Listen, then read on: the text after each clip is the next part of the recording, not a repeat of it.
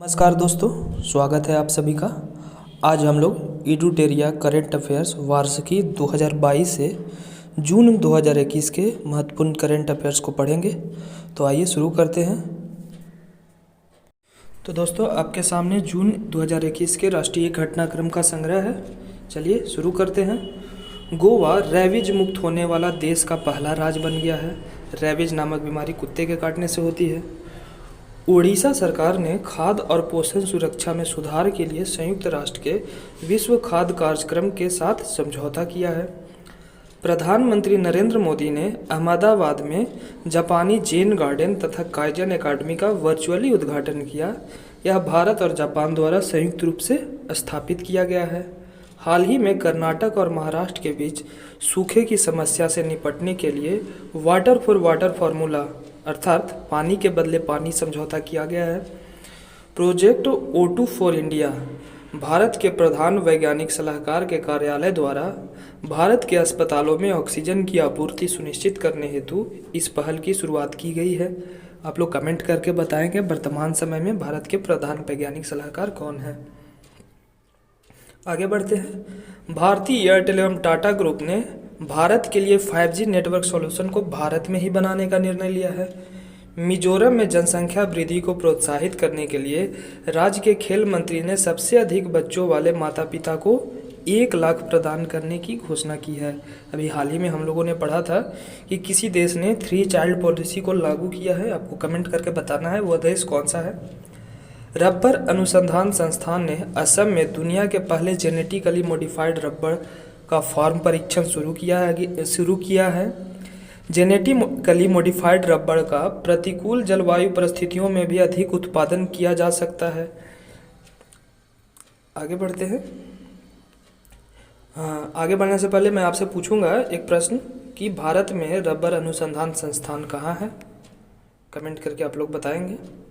आगे है, सामाजिक न्याय एवं अधिकारिता मंत्रालय ने खेल में दिव्यांगजनों को प्रोत्साहित करने तथा पैरालंपिक में अच्छा प्रदर्शन करने के उद्देश्य से दिव्यांग खेल केंद्र स्थापित करने की घोषणा की है। इस तरह का पहला केंद्र अहमदाबाद में स्थापित किया जाएगा। कमेंट करके बताएंगे आप लोग सामाजिक न्याय एवं अधिकारिता मंत्री वर्तमान समय में कौन है। आज़ादी के अमृत महोत्सव के तहत जबलपुर में झंडा सत्याग्रह कार्यक्रम का आयोजन किया गया।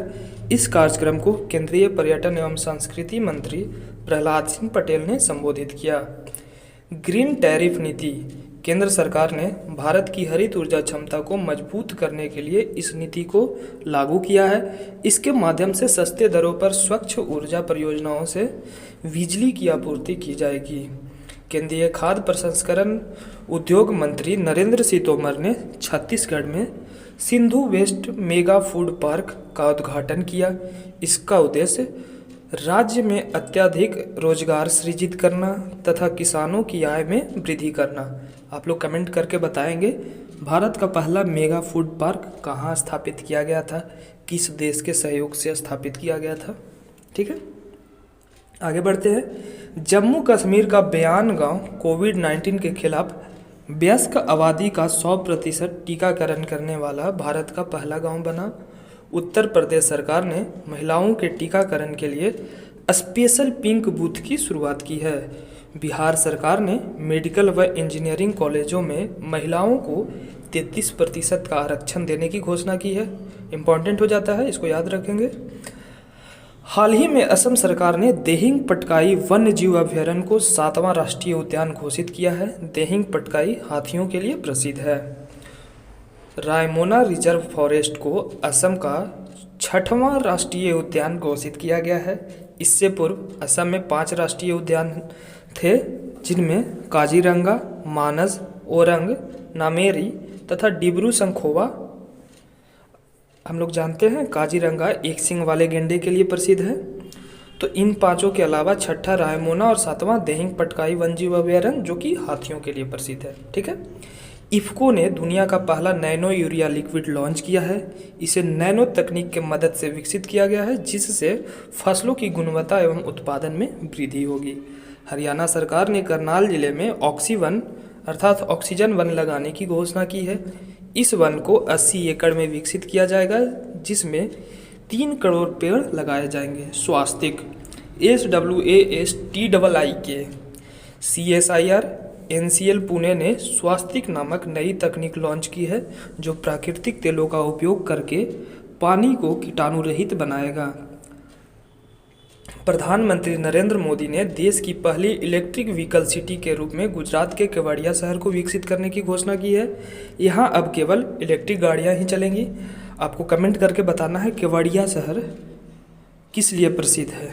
ठीक है, अगला पॉइंट है IIT रोपड़ ने अस्पतालों में ऑक्सीजन की पूर्ति हेतु जीवन वायु उपकरण विकसित किया है। यह 60 लीटर प्रति मिनट तक उच्च प्रवाह ऑक्सीजन पहुंचा सकता है। यह उपकरण बिना किसी बिजली के भी काम करेगा। बिहार के सुपौल जिले में कोसी नदी पर डगमारा जल विद्युत परियोजना का निर्माण किया जा रहा है। इस परियोजना की क्षमता 130.1 मेगावाट होगी। इसके लिए बिहार विद्युत निगम ने national hydro electric power corporation के साथ समझौता किया है। तो दोस्तों, इसी के साथ जून 2021 के राष्ट्रीय घटनाक्रम समाप्त होते हैं। अब हम लोग अंतर्राष्ट्रीय घटनाक्रम पे बात करेंगे। चलिए, पहला पॉइंट है कंसल्टेंसी फर्म मर्सर द्वारा जारी कॉस्ट ऑफ लिविंग सर्वे 2021 में तुर्कमेनिस्तान की राजधानी अशगाबाद को विदेशी कामगारों के लिए दुनिया का सबसे महंगा शहर घोषित किया गया है। जापान ने भारत में वैक्सीन भंडारण के लिए कोल्ड चेन सुविधाओं के निर्माण हेतु $10 मिलियन की सहायता राशि प्रदान की है। भूटान में कर प्रशासन के मजबूत करने हेतु भारत और भूटान ने संयुक्त रूप से tax inspector without borders launch किया है। यह संयुक्त राष्ट्र विकास कार्यक्रम तथा आर्थिक सहयोग और विकास संगठन की संयुक्त पहल है। हाल ही में लंदन स्थित प्राकृतिक इतिहास संग्रहालय द्वारा जारी रिपोर्ट के अनुसार कोलंबिया में दुनिया का सर्वाधिक तितलियों की प्रजाति पाई जाती है। विश्व में ज्ञात कुल तितलियों की प्रजाति का लगभग 20%। भारतीय उद्योगपति और टाटा समूह के संस्थापक जमशेद जी टाटा सदी के शीर्ष परोपकारी लोगों की सूची में दुनिया में शीर्ष स्थान पे है। दूसरा स्थान बिल एवं मेलिंडा गेट्स को प्राप्त हुआ है। सर्वाधिक दान करने वाले व्यक्तियों की सूची में बिल एवं मेलिंडा गेट्स को प्रथम स्थान प्राप्त है। WHO ने कोरोना के नए वेरिएंट की पहचान की है जिसे लैम्डा नाम दिया गया है। इसकी उत्पत्ति दक्षिण अमेरिका से मानी जाती है। अंकताड़ द्वारा जारी वैश्विक निवेश रिपोर्ट 2021 के अनुसार 2020 में भारत प्रत्यक्ष विदेशी निवेश का 5वां सबसे बड़ा प्राप्तकर्ता देश रहा और पहले स्थान पे USA। बोत्सवाना के जवानेंग खादान में देवस्वाना डायमंड कंपनी ने दुनिया की तीसरे सबसे बड़ी हीरे की खोज की है। बोत्सवाना अफ्रीका का सबसे बड़ा हीरा उत्पादक देश है।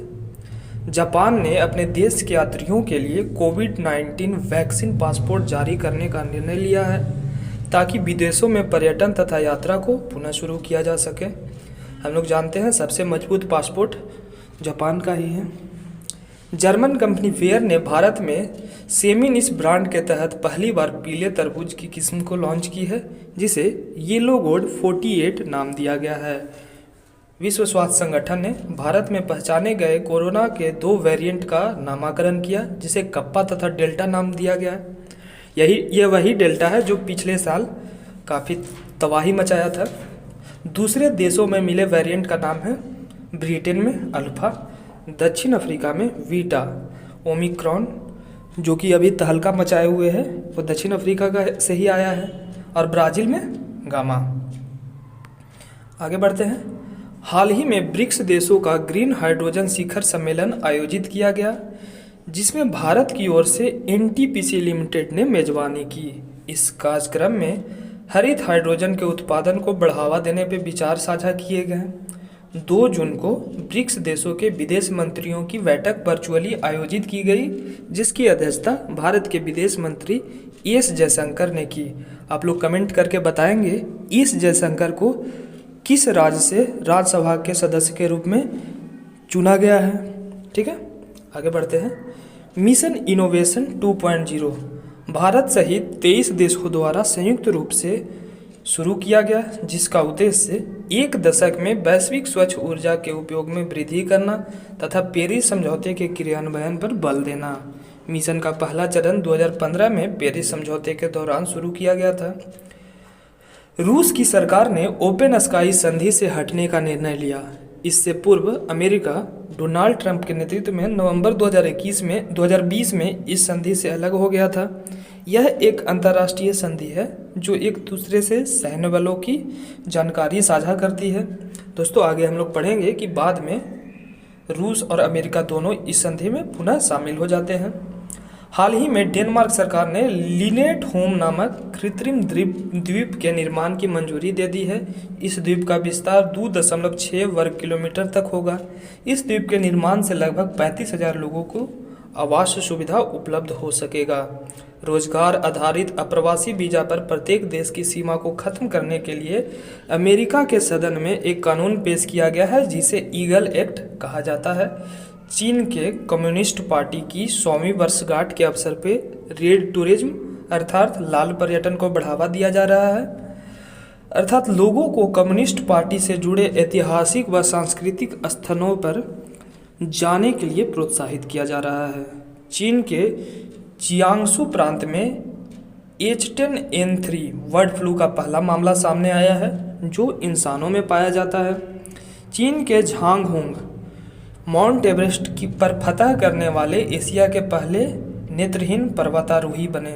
हम लोग पिछले महीने के करंट अफेयर्स में पढ़े हैं कि हांगकांग के किसी पर्वतारोही ने सबसे तेज माउंट एवरेस्ट पे चढ़ने का रिकॉर्ड बनाया है। उनका नाम आपको कमेंट करके बताना है। गूगल ने दुनिया की सबसे लंबी अंडर सी केबल के निर्माण की योजना बनाई है। इस केबल का नाम फर्मीना रखा गया है। यह यूएसए को अर्जेंटीना से जोड़ेगा। कमेंट करके बताएंगे अर्जेंटीना किस महादेश का एक देश है। 47वां G7 शिखर सम्मेलन का आयोजन वर्चुअल रूप से 12 से 13 जून के बीच किया गया, जिसकी अध्यक्षता ब्रिटेन के प्रधानमंत्री बोरिस जॉनसन ने की। प्रधानमंत्री नरेंद्र मोदी ने भी इस शिखर सम्मेलन के संपर्क सत्र को संबोधित किया। इस दौरान प्रधानमंत्री नरेंद्र मोदी ने एक पृथ्वी एक स्वास्थ्य का मंत्र दिया है। 47वां G7 शिखर सम्मेलन का थीम था बिल्ड बैक बेटर, और 2022 ईस्वी में जो कि 48वां G7 शिखर सम्मेलन होगा, इसकी अध्यक्षता जर्मनी को सौंपी गई है। भारत को 2022-2024 की अवधि के लिए संयुक्त राष्ट्र की आर्थिक व सामाजिक परिषद इकोसॉक के अध्यक्ष के रूप में चुना गया है। 25 जून से इजराइल सरकार ने मास्क लगाने के नियम को समाप्त कर दिया है। इस प्रकार कोरोना काल में इजराइल दुनिया का पहला मास्क मुक्त देश बना। 25 जून 2021 को UNCCD COP24 मरुस्थलीकरण के लिए संयुक्त राष्ट्र सम्मेलन का वर्चुअली आयोजन किया गया। इसकी अध्यक्षता भारतीय प्रधानमंत्री नरेंद्र मोदी ने की। इस सम्मेलन का आयोजन संयुक्त राष्ट्र महासभा के 75वें सत्र के अध्यक्ष वोल्कान बोजाकिर द्वारा किया गया। तो दोस्तों, इस प्रकार से अंतर्राष्ट्रीय घटनाक्रम का यह संग्रह समाप्त होता है। अब हम लोग जून 2021 से आर्थिक घटनाक्रम के संग्रह को देखेंगे। आइए शुरू करते हैं। पहला पॉइंट है, कोटक महिंद्रा बैंक ने अपने ग्राहकों के लिए पे योर कॉन्टैक्ट नामक मोबाइल ऐप जारी किया है।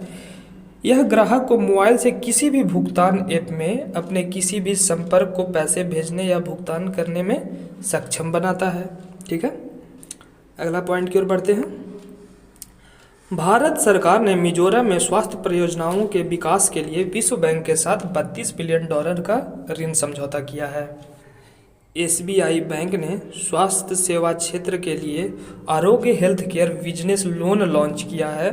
इसके तहत स्वास्थ्य सेवा से संबंधित बिजनेसमैन को 100 करोड़ तक का ऋण दिया जाएगा, जिसे चुकाने के लिए 10 साल का समय मिलेगा। राष्ट्रीय सांख्यिकी कार्यालय NSO द्वारा जारी आंकड़े के अनुसार वित्त वर्ष 2020-21 में भारतीय अर्थव्यवस्था में 7.3% की गिरावट दर्ज की गई है। विश्व बैंक के अनुसार भारतीय अर्थव्यवस्था 2021 में 8.3% तथा 2022 में 7.5% की दर से वृद्धि दर्ज कर सकती है। अंतिम पॉइंट है, कवच व्यक्तिगत ऋण योजना। एसबीआई बैंक ने ग्राहकों को कोविड-19 उपचार के लिए चिकित्सीय खर्च को पूरा करने हेतु इस योजना की शुरुआत की है। इसके तहत ग्राहकों को 60 महीने के लिए 8.5% वार्षिक ब्याज पर 5 लाख तक का ऋण दिया जाएगा।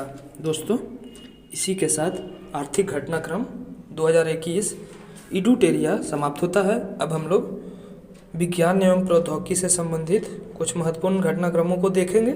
आइए शुरू करते हैं। डीआरडीओ ने 24 जून 2021 को सबसोनिक क्रूज मिसाइल निर्भय का सफल परीक्षण किया। इसका परीक्षण उड़ीसा के बालासोर के चांदीपुर में एकीकृत परीक्षण केंद्र से किया गया। ठीक है, सबसोनिक क्रूज मिसाइल उसका नाम क्या है? निर्भय। कहाँ से प्रक्षेपित किया गया है? इसका परीक्षण किया गया है तो बालासोर के चांदीपुर में एकीकृत परीक्षण केंद्र से। ठीक है, डीआरडीओ ने स्वदेशी रॉकेट पिनाका का उड़ीसा के चांदीपुर से सफलतापूर्वक परीक्षण किया है। पिनाका डीआरडीओ ने बंगाल की खाड़ी में स्थित एपीजे अब्दुल कलाम द्वीप, जिसे प्राचीन मतलब इससे पहले इसका नाम व्हीलर था, व्हीलर द्वीप इसे कहते थे, जो कि उड़ीसा में ब्राह्मणी नदी के मुहाने पर है। यहाँ डीआरडीओ ने अग्नि पी परमाणु सक्षम बैलिस्टिक मिसाइल का परीक्षण किया है। भारतीय नौसेना ने स्वदेशी हाइड्रोग्राफिक सर्वेक्षण जहाज आईएनएस संध्या को 40 सालों तक देश की सेवा के बाद मुक्त कर दिया है। हम लोग पिछले वीडियो में देखे थे कि एक और किसी आईएनएस जहाज को सेवा मुक्त किया गया था। आप लोग कमेंट करके उसका नाम बताएंगे, जिसने 40 वर्षों तक विशाखापत्तनम में अपनी सेवा दी थी। भारत ने अपने नौसेना के लिए 3 multi role helicopter MH-60 Romeo की खरीद हेतु अमेरिका से समझौता किया है। हाल ही में चीन ने मौसम संबंधी उपग्रह फेंगयुन 4B को सफलतापूर्वक लॉन्च किया है। अमेरिकी अंतरिक्ष एजेंसी नासा ने शुक्र ग्रह के लिए 2 रोबोटिक मिशन डेविंसिक तथा वेरिटास की घोषणा की है। इसे 2028 से 2030 तक लॉन्च किया जाएगा। आईआईटी रोपड़ द्वारा भारत का पहला स्वदेशी तापमान डेटा लॉगर MB टैग विकसित किया गया है। यह 90 दिनों तक सिंगल चार्ज पर अपने आसपास के तापमान को रिकॉर्ड करेगा।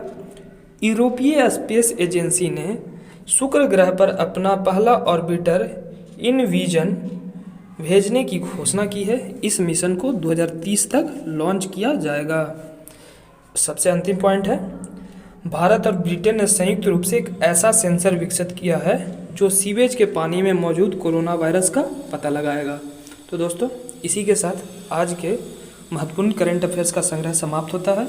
उम्मीद करते हैं आपको वीडियो पसंद आएगा। वीडियो पसंद आए या वीडियो आपके लिए लाभकारी हो तो वीडियो को लाइक करें, अपने दोस्तों के साथ शेयर करें, और अगर इस चैनल पर आप पहली बार आए हैं तो चैनल को सब्सक्राइब जरूर कर लेंगे। धन्यवाद।